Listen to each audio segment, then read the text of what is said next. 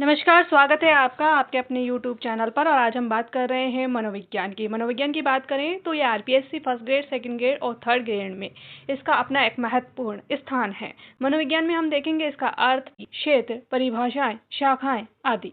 तो आइए चलते हैं मनोविज्ञान के अर्थ की ओर। मनोविज्ञान का प्रारंभ अरस्तु के समय में दर्शन शास्त्र की शाखा के रूप में अनेक शताब्दियों पूर्व हुआ।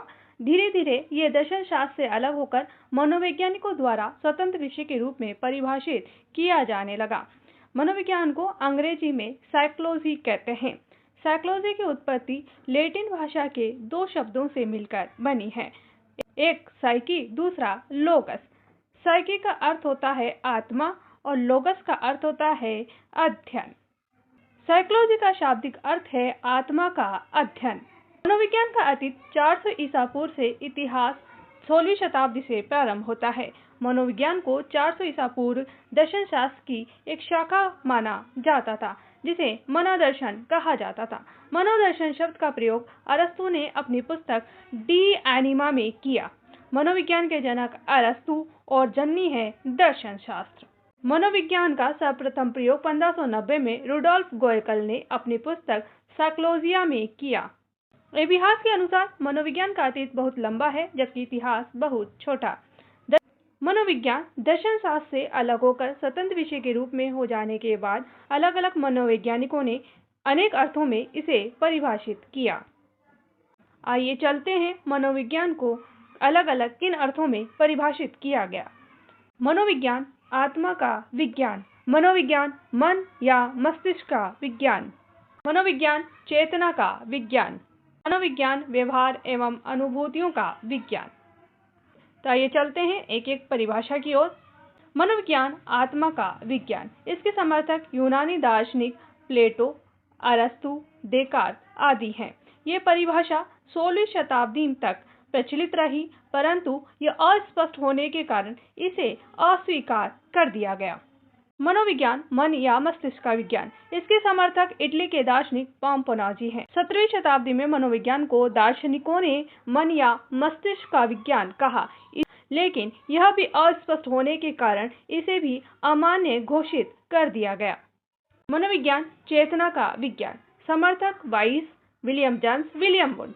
19वीं शताब्दी में विद्वानों ने मनोविज्ञान को चेतना का विज्ञान माना, परंतु मनोवैज्ञानिकों में एक मत नहीं होने के कारण ये असफल हो गई और चेतन मन के अतिरिक्त अचेतन और अर्धचेतन मन भी होते हैं, ये कहा जाने लगा, जो स्वप्नावस्था और विषिप्तावस्था में व्यक्ति की क्रिया को प्रभावित किया जाता है, ऐसा माना जाने लगा। मेडुगल ने अपनी पुस्तक आउटलाइन साइकोलॉजी के पृष्ठ संख्या 16 पर चेतना को एक बुरा शब्द बताकर इसकी आलोचना की और आलोचना करते हुए लिखा कि चेतना एक बहुत बुरा शब्द है और मनोविज्ञान के लिए यह बहुत ही दुर्भाग्य की बात है कि यह शब्द साधारण प्रयोग में आ गया। मनोविज्ञान व्यवहार एवं अनुभूति का विज्ञान। 20वीं शताब्दी में मनोवैज्ञानिकों ने व्यवहार का विज्ञान स्वीकार किया।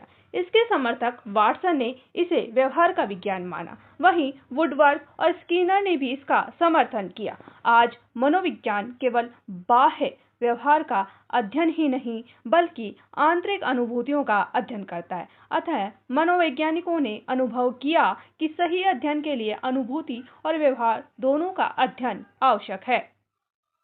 तो आइए चलते हैं अलग अलग मनोवैज्ञानिकों के द्वारा इसको परिभाषित किया गया। क्रो कहते हैं कि मनोविज्ञान सीखने से संबंधित मानव विकास के लिए कैसे की व्याख्या करता है। शिक्षा सीखने के क्या को प्रदान करने की चेष्टा करती है।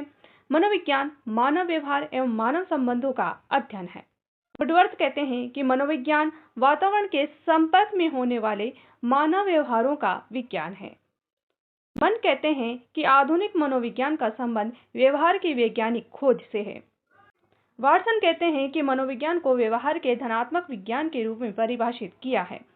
मेडुगल कहते हैं कि मनोविज्ञान आचरण एवं व्यवहार का यथार्थ विज्ञान है।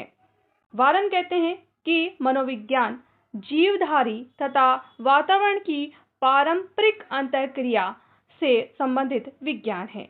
वहीं जेम्स ड्रावर कहते हैं कि जीवन के संघर्षपूर्ण परिस्थितियों के प्रति मनुष्य अथवा पशु की संपूर्ण प्रतिक्रिया ही व्यवहार है।